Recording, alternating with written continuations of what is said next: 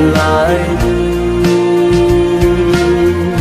như bối tình số đình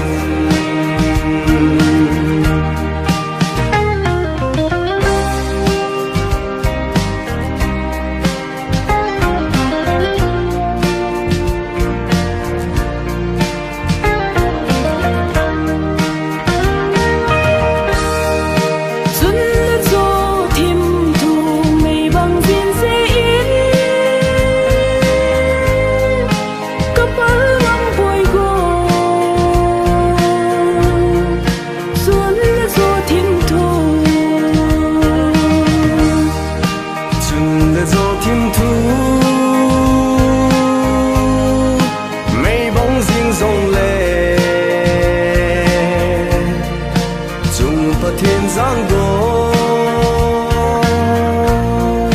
lấy miếng khen lâu đình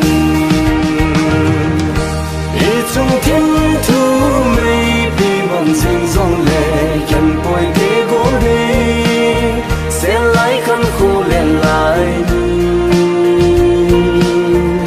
như bối tình số đình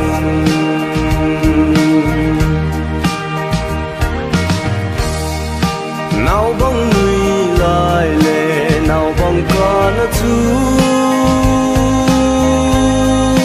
thím riêng dòng là miêu bôi tê cùng số nín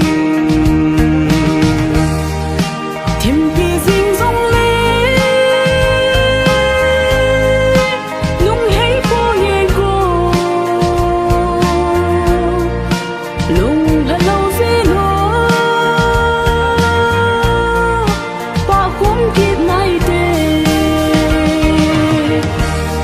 trong thiên thu mây bị bóng riêng dòng lệ khen bồi ghế